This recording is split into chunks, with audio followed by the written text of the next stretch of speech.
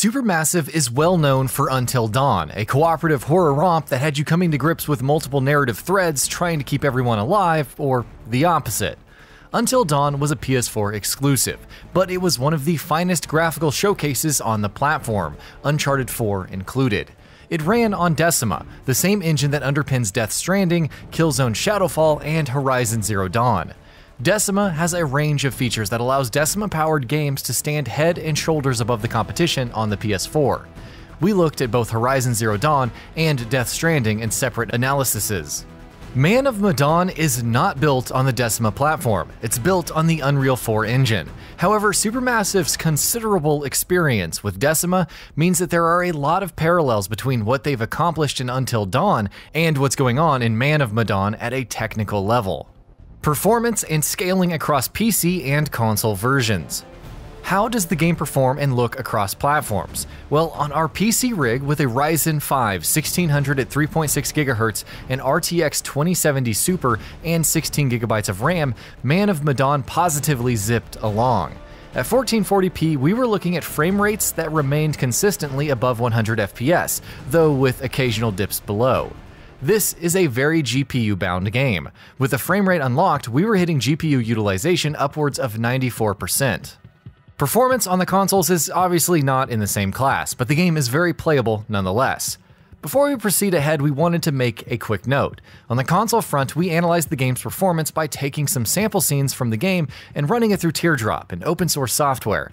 Note that this tool gives us a mere demonstration of the game's performance, because an exact one-to-one representation of performance can only be provided by the developers themselves, since they have access to a vast array of tools and profilers.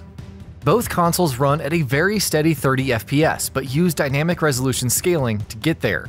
The Xbox One X wins hands down in terms of image quality. In best case situations, One X output is nearly indistinguishable from native 4K. The PS4 Pro delivers a notably softer presentation. Nevertheless, the consistent frame rate on both consoles means that the game feels just as good to play whichever one you're on.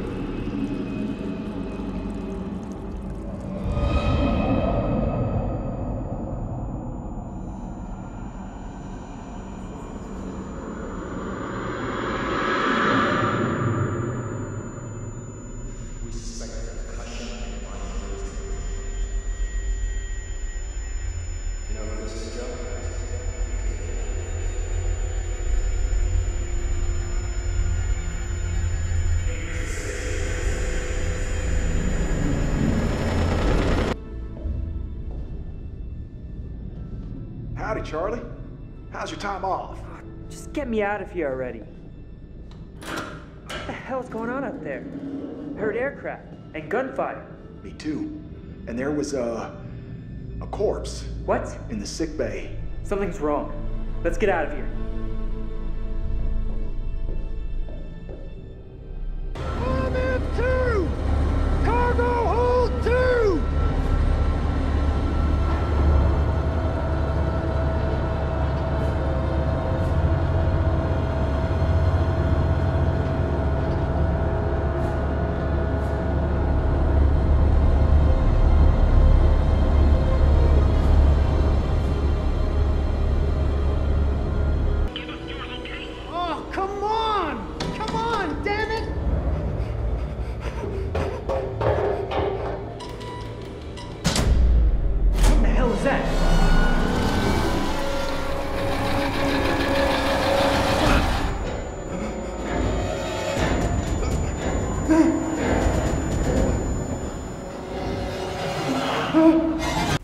In-depth engine analysis. Unreal 4 has had something of a rocky history. Epic's Unreal 3 engine dominated the 7th gen. Epic made a lot of money simply licensing out the Unreal 3 platform to other third-party developers. The end result is that the engine was made use of in a wide range of 7th gen titles. Everything from Infinity Blade on iOS to Borderlands to Arkham Knight leveraged Epic's supremely adaptable toolset. The engine played a big role in shaping the AAA 7th gen look with techniques like HDR lighting, normal mapping, and soft shadows. Early tech demos circa 2013, such as Infiltrator and Elemental, made it seem like Unreal 4 would carry the baton into the 8th gen. However, the engine has had a rocky history. Far fewer AAA studios licensed Unreal 4 from Epic. Many of them, as a matter of fact, opted instead to design their own tools in-house. Unreal 4 had a friendlier business model than Unreal 3, and this ironically led to it becoming an engine of choice for AA and indie efforts. This is almost the polar opposite of Epic's intentions with the engine. Nevertheless, it's consumers who have benefited in the end. Unreal 4's allowed smaller studios to bring out visually stunning titles that look and perform just as well as AAA titles, without the limitations of an engine like Unity.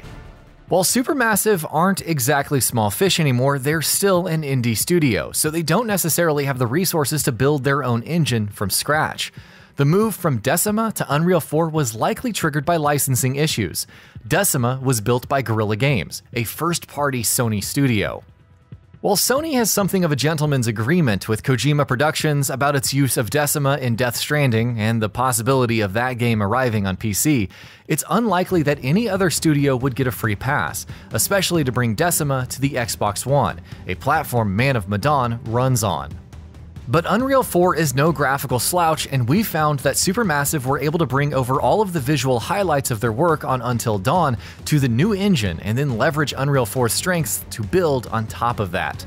Man of Medan is a very technically accomplished title and a great showcase for any platform.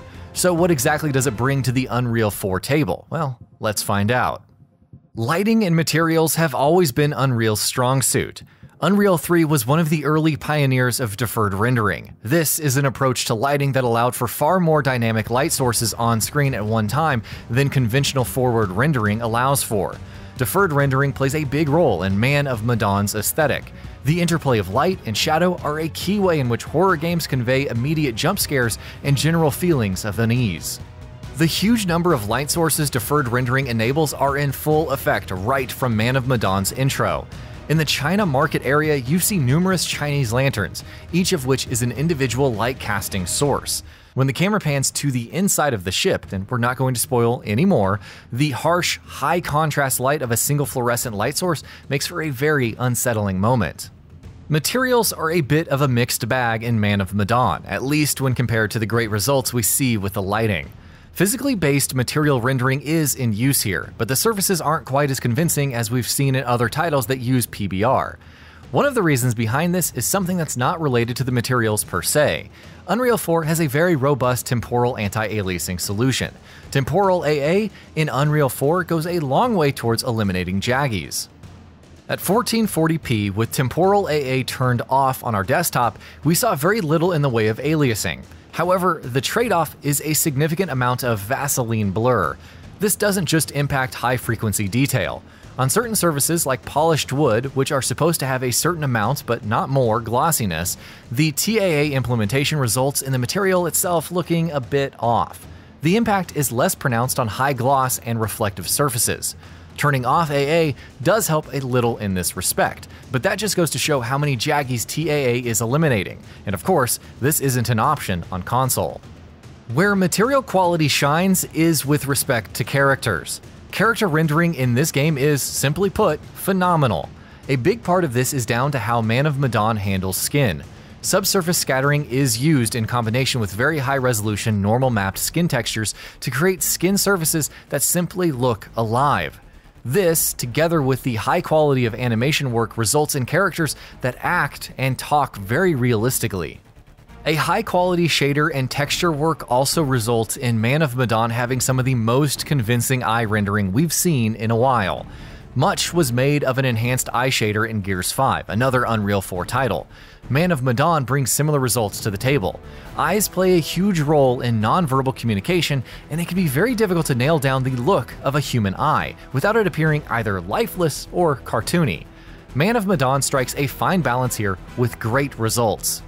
Model quality is excellent. Because Man of Medan is tightly scripted, Supermassive can afford to budget more polygons towards higher fidelity models as opposed to rendering wider spaces. This means that both characters and objects in the game have a very high degree of geometric complexity. Character models look to have high poly counts in the high 5 figures. Heads and fingers are rounded, with blockiness almost unnoticeable. Incidental features like rumples on a character's shirt are also made up of polygons as opposed to being textured on. Object quality is excellent as well.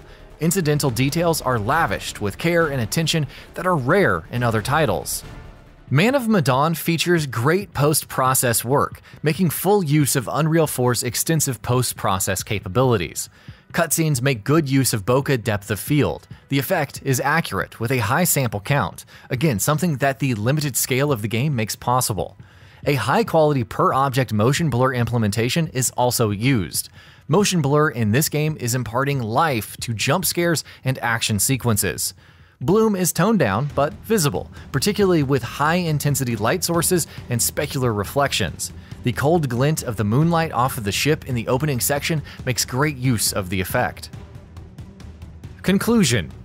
All in all, Man of Medan is a great showcase for the Unreal 4 engine. Supermassive took expertise in creating tightly bound narrative experiences in Until Dawn and transferred it to an entirely new engine, creating a title that looks and plays better than their earlier work, and that's no small feat. While we're still on the fence about the Dark Picture Anthology model, you might want to wait a while until all titles come out. Man of Medan is an excellent and visually compelling slice of high seas horror. And that about does it for this video. If you enjoyed what you watched and want to see more from GamingBolt, you can always hit that subscribe button and turn on the bell icon next to it. That way you will never miss any of our videos.